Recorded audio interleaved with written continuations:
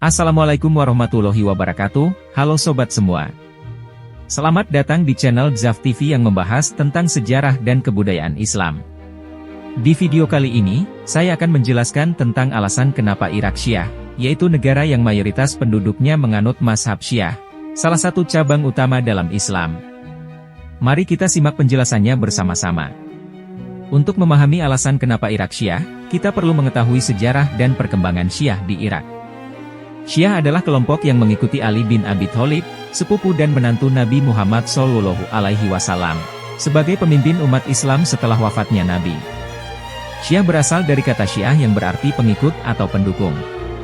Syiah percaya bahwa Ali dan keturunannya yang disebut imam memiliki keistimewaan dan kewenangan yang diberikan oleh Allah Subhanahu wa Ta'ala dan Rasul-Nya.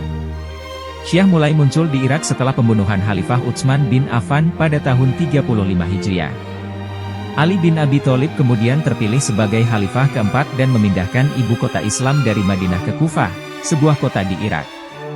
Di sana, Ali mendapat dukungan dari banyak sahabat dan tabi'in yang menghormati dan mencintainya. Namun, Ali juga menghadapi tantangan dari beberapa pihak yang menentangnya, seperti Muawiyah bin Abi Sufyan, gubernur Suriah yang menuntut pembalasan atas pembunuhan Utsman, dan kelompok Khawarij, yang menganggap Ali sebagai kafir karena bersedia berdamai dengan Muawiyah. Ali bin Abi Thalib gugur syahid pada tahun 40 Hijriah akibat ditusuk oleh seorang Khawarij bernama Abdurrahman bin Muljam saat sedang sholat subuh di Masjid Kufah. Putra sulungnya, Hasan bin Ali, menggantikannya sebagai khalifah. Namun ia menyerahkan jabatannya kepada Muawiyah demi menjaga persatuan dan perdamaian umat Islam. Hasan bin Ali meninggal pada tahun 50 Hijriah karena diracuni oleh istrinya sendiri atas bujukan Muawiyah. Putra bungsunya, Husain bin Ali, menggantikannya sebagai pemimpin kaum Ahlul Bait, yaitu keluarga Nabi Muhammad SAW. Husain bin Ali menolak mengakui kekhalifahan Yazid bin Muawiyah, putra dan penerus Muawiyah, yang dianggap sebagai penguasa yang zalim dan tidak layak. Husain bin Ali berangkat ke Kufah, Irak, untuk mendukung pemberontakan kaum muslimin di sana yang memintanya menjadi pemimpin mereka. Namun, ia dihadang oleh pasukan Yazid di Karbala, sebuah kota di Irak, dan terjadi pertempuran yang sangat heroik dan menyedihkan.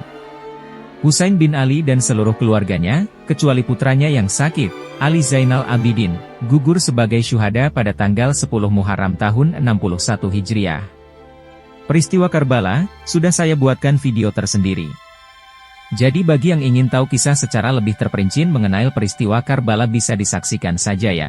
Peristiwa Karbala adalah titik balik dalam sejarah Syiah dan Irak. Peristiwa itu menimbulkan kesedihan dan kemarahan yang mendalam di kalangan pengikut Ali dan keturunannya. Mereka mulai memisahkan diri dari kaum muslimin lainnya dan membentuk identitas dan doktrin mereka sendiri. Mereka juga menghormati dan mengagumi para imam Syiah yang dianggap sebagai pewaris ilmu dan kepemimpinan Nabi Muhammad SAW. Mereka juga mengembangkan tradisi dan ritual khusus untuk mengenang dan meneladani perjuangan dan pengorbanan Husain bin Ali dan keluarganya.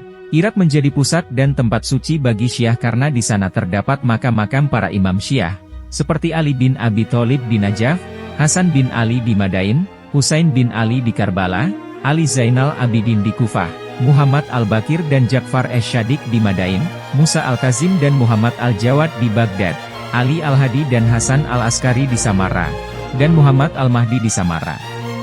Para Syiah dari berbagai negara sering mengunjungi makam-makam ini untuk berziarah dan memohon syafaat. Syiah juga berkembang dan berpengaruh di Irak karena adanya para ulama dan sarjana Syiah yang berasal dari Irak atau menetap di Irak.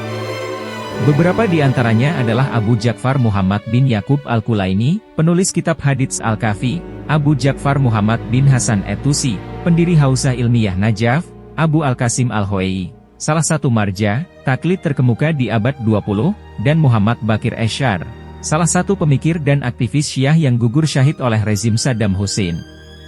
Syiah menjadi mayoritas di Irak karena faktor sejarah, geografis, politik, dan sosial. Menurut sensus tahun 1957, Syiah mencapai 53% dari total penduduk Irak, sementara Sunni mencapai 39%.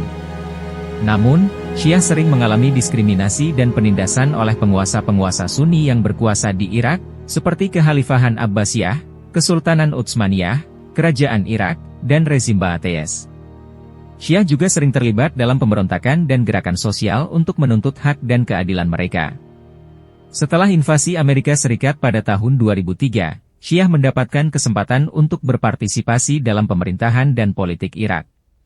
Partai-partai Syiah, seperti Partai Dawa, Partai Islam Irak, dan Dewan Agung Revolusi Islam Irak, memenangkan pemilihan umum dan menguasai parlemen dan kabinet. Tokoh-tokoh Syiah, seperti Ibrahim Al-Jafari, Nuri Al-Maliki, Haider Al-Abadi, dan Mustafa Al-Kadhimi, menjadi Perdana Menteri Irak. Syiah juga mendapatkan dukungan dari Iran, negara tetangga yang juga mayoritas Syiah.